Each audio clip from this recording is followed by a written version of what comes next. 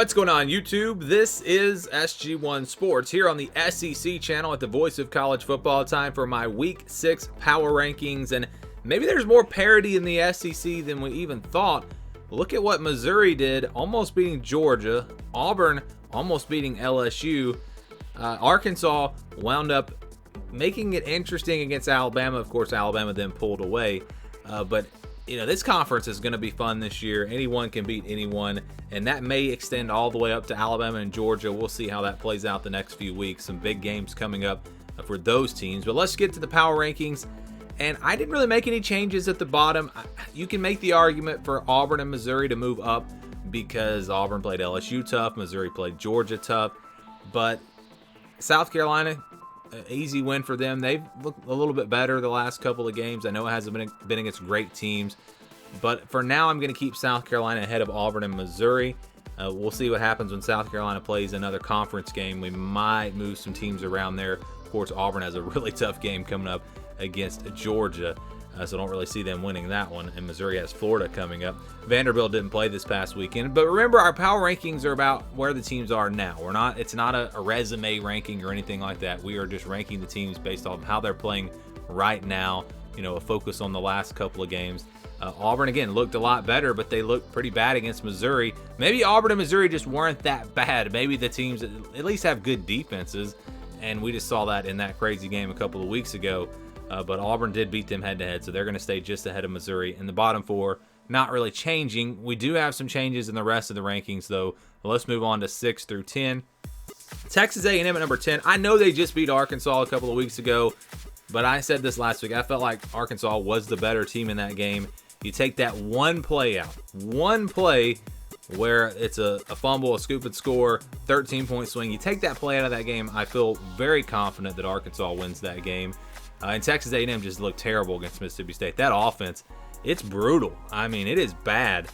And this is a team that coming into this year I said was being overrated. I thought that they would be a good team, but not a playoff team or anything. I think I was even overrating them. I think this team might be even worse. We'll see if they can get it figured out. It's a very young team, and they're going to have some of these youngsters step up. Anaya Smith going out is definitely not going to help the pass game for them. And it does come back to the quarterback, although Max Johnson really hasn't played all that bad. So, yeah, they've got a lot of issues. Arkansas, man, it depends on which part of the game you look at. There was one part where Arkansas looked like a really, really good team, but then the rest of the game, it started off playing really bad. The offense couldn't do much at all. They really struggled stopping Bryce Young in the passing game when he was in there. But what gets me is the fact that when he went out, Alabama's going to run the football, and Arkansas could not stop them. Just didn't make any sense to me. I mean, it's really all Alabama was going to do. It's like they were still worrying about the pass or something. I don't know, but yeah, Alabama with a few big runs in the second half there to pull away late. Arkansas has some issues on defense, and they're missing that explosive wide receiver to really help them out in the passing game. It's still a good team. I think 9 and up are all good teams. That's kind of where I draw the line right now. But Arkansas, because of 2 losses in a row, they're at number 9. Florida at number 8, an easy win for them this past weekend. We've seen Florida look really good at times and not so good at times, very inconsistent. I think using Anthony Richardson as a runner is going to be key for them if they're going to compete with the top teams in the SEC. We saw that against Tennessee. He had a huge game. They were almost able to pull off a win there. But yeah, Florida at number 8, LSU at number 7. Didn't look great this past weekend against Auburn. Really, Auburn looked like the better team. It was turnovers and some stupid plays by Auburn that cost them the game. LSU just didn't really show up in that one. The pass game was terrible. Receivers couldn't catch the ball, but their defense made some big plays, and you have to give them credit for that. LSU sitting at 4-1. I've got them number 7. I know they beat Mississippi State head-to-head, but if we're talking about how the teams are playing right now and looking at the more recent games, Mississippi State just looked really, really good against Texas A&M. I've got the Bulldogs ahead of LSU at 4-1. This is a very underrated team in my opinion. I think Mississippi State can compete with the top teams in the SEC, and we're going to find out when they play some of those top teams here coming up soon. Moving on to 1 through 5. it's pretty clear to me who these teams should be. Kentucky definitely number 5 after losing head-to-head to Ole Miss.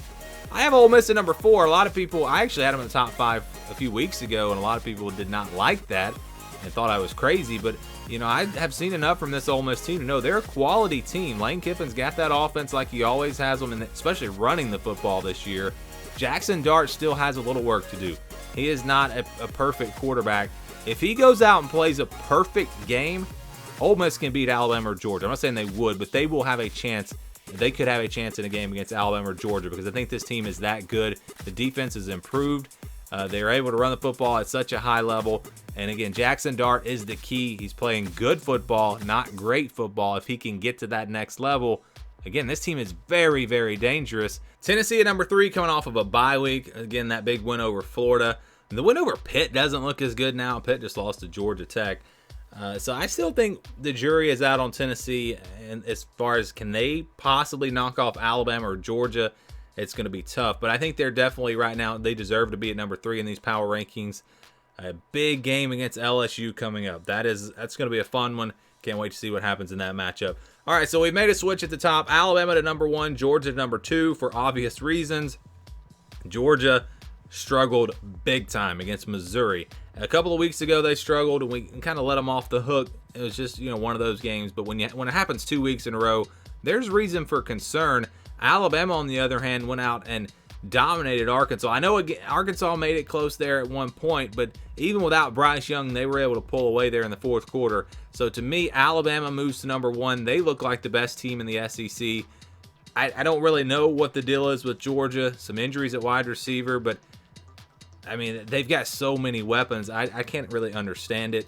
This is a team, if you watched them earlier in the year, you wouldn't have thought that they would have given up anything to Missouri. I know Missouri made several field goals, a couple of real long ones, and that really kept them in the game. I actually had the lead in this game, most of the game. But Georgia, Stetson Bennett didn't play great, and the defense didn't play as great as I think they can. So a little bit of a concern now for Georgia.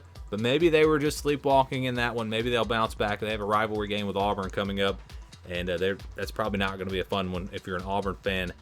This is going to be an angry Georgia team playing at home. I think they'll get back on track. But Alabama has to go to number 1. I know the Texas game was a few weeks ago, but they're a lot better than they were in that game. And if we're ranking these teams based off of how they're playing right now, this is not only, I think, the best team in the SEC, but the best team in the country. And they are number 1 in our Week 6 SEC Power Rankings.